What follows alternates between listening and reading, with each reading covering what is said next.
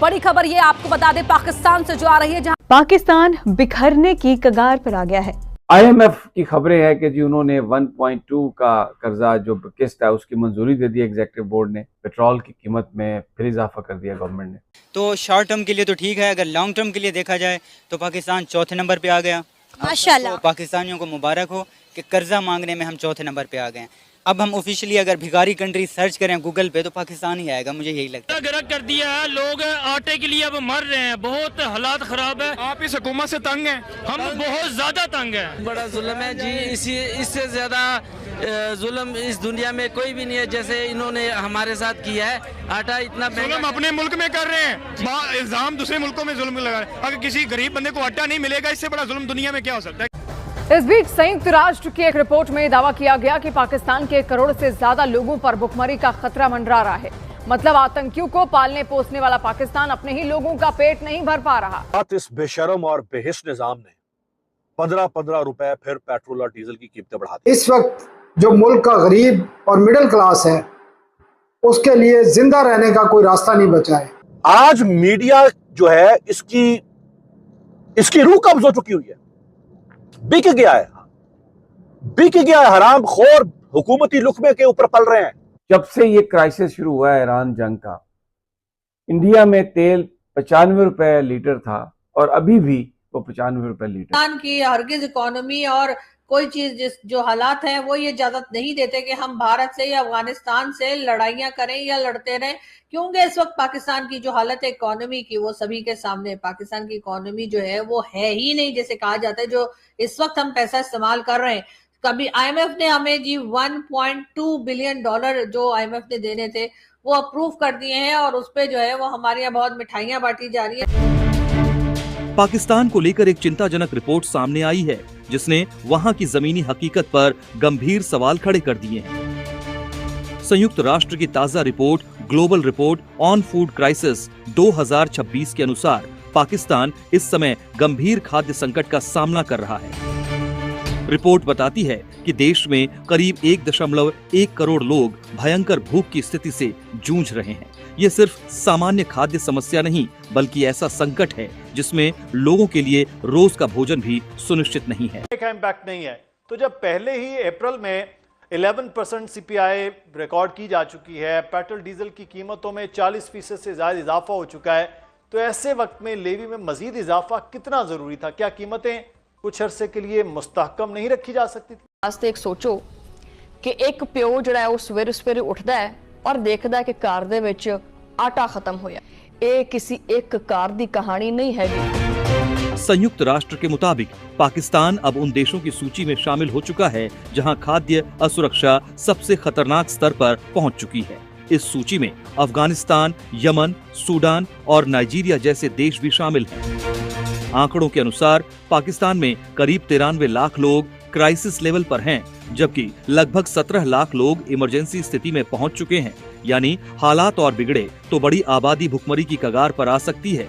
पैसा IMF हमें देता है या ये पैसा जो हम सऊदीया से या UAE से या किसी और से लेकर पाकिस्तान आते हैं, उसको इकोनॉमी बेहतर होना नहीं कहा जाता। जो हमारे पॉलिटिशियंस कहते हैं कि जी देखें जी हमें तो उसने पैसा दे दिया, हमें तो उसने पैसा दे दिया, हमारी इकोनॉमी तो जी बड़ी फर्स्ट क्लास हो गई, तो इसको इकोनॉमी ठीक होना नहीं कहते, इसको आप लोन कहते हैं। और उस लोन के ऊपर यकीनन आपने इंटरेस्ट भी पे करना होता है।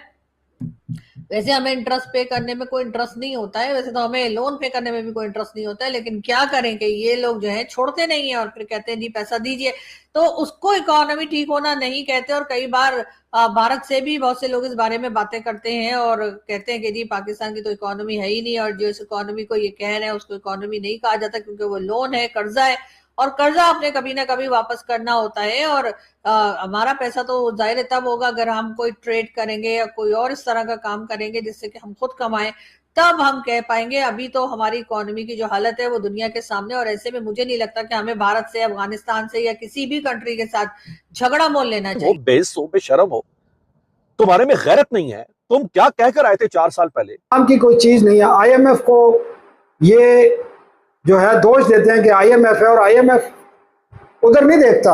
मैं आपको जो बड़ी क्लासिकल स्टोरी बता रहा हूं जो मुझे पहले बतानी चाहिए थी।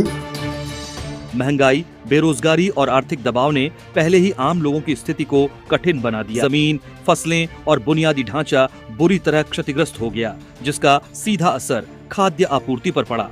सबसे ज्यादा प्रभावित क्षेत्र हैं बलूचिस्तान, खैबर पख्तूनख्वा और सिंध।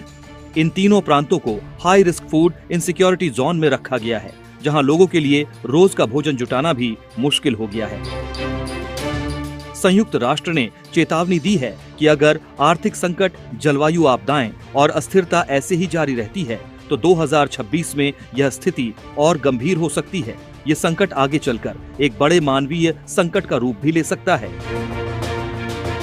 कुल मिलाकर यह रिपोर्ट सिर्फ आंकड़े नहीं, बल्कि एक गंभीर चेतावनी है कि पाकिस्तान को अपने आंतरिक हालात, खासकर खाद्य सुरक्षा और आर्थिक स्थिरता पर तुरंत ध्यान देने की जरूरत है। पहले ही सब लोग हमें कहते हैं कि हम ऑफिशियली भिखारी बन चुके हैं, हम कटोरा लेकर हर जगह मांगने पहुंच जाते हैं, इसलिए हमें कोई बुलाना, हमसे बात करना पसंद नहीं करता। और अब तो ये साफ साफ कह दिया गया है कि पाकिस्तान IMF का चौथा बड़ा मकरूज बन गया है। मतलब कितनी बड़ी शर्मिंदगी की बात है हमारे लिए।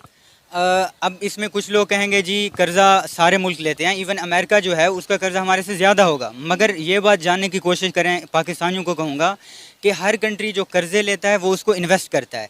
आप बिज़नेस में इन्वेस्ट करते हो, आप अपनी जो स्टेट की कंपनीज़ होती हैं, ठीक है, उनमें इन्वेस्ट करते हो ताकि थोड़ा सा कर्जा लेके उसके ऊपर प्रॉफिट जनरेट करो, कर्ज़ों को रीपे करो और मुल्क की जो GDP है, अनएम्प्लॉयमेंट है, जो बिज़नेस ग्रोथ है वो आगे जाए। हम क्या करते हैं, हम कर्जा लेते हैं और उसको डुबा देते हैं, ठीक है। बाद में जब वापस करना हो तो एक और मुल्क से हम उधार लेते हैं। तो हमारा सीन ये हो रहा होता है, हम उसका अच्छा यूज़ नहीं करते। यही बात तो मैं आपको कह रही हूँ कि हम कर्जे लेते तो जा रहे हैं, इन्हें उतारना किस तरह है। कहा जा रहा है कि पाकिस्तान जो है वो बिकने पे आ जाएगा। पाकिस्तान के असास से आपके सामने, आपने भी खुद ही बताया कि जिस तरह PIA हमारी कराची की बंदरगाह हो गई, हम इनको बेच रहे हैं, लीज पर दे रहे हैं बड़े घाटे के सौदे पर। तो क्या लगता है अनकरीब पाकिस्तान का फ्यूचर क्या देख रहे हैं आप? पाकिस्तान का फ्यूचर अब देखें, पाकिस्तान रिग्रेशन में जा रहा है, ठीक है। उसकी जो मतलब अगर ग्राफ में देखें तो वो डाउनवर्ड। नमस्कार दोस्तों, पाकिस्तान ने इतिहास रच दिया है और ये इतिहास ऐसा रचा है कि वो गरीबी में दुनिया का चौथा देश बन गया है। और पाकिस्तान में पानी और भूख से हाहाकार है और पाकिस्तान जनता का इतना बुरा हाल हो गया है कि वो अब खाने दाने के लिए तड़प रही है। UN की आई रिपोर्ट के अनुसार पाकिस्तान में 1 करोड़ से ज़्यादा लोग भूखे मर रहे हैं और 17 लाख लोग ऐसे हैं जो इमरजेंसी की स्थिति में हैं, जैसे भूख के लिए दूसरों पर निर्भर है। और पाकिस्तान में रोज़गार जैसे कोई कुछ भी नहीं है। और पाकिस्तान की आवाम हमेशा अपना डिफेंस क्षेत्र को बढ़ा रही है और हथियारों पर जोर दे रही है और अपनी जनता के लिए कुछ नहीं कर रही है। और पाकिस्तान एक ऐसा देश है जो IMF पर चलता है, वहाँ से लोन लेता है और हथियार खरीदता है और जनता पर बिल्कुल ध्यान नहीं दिया जाता है। और जिसके कारण पाकिस्तान की जनता में भूखमरी से हाहाकार मच गया है।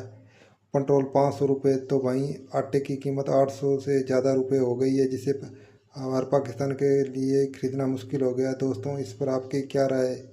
अपनी राय कमेंट बॉक्स में ज़रूर दें। चैनल को सब्सक्राइब करें, वीडियो को शेयर करें।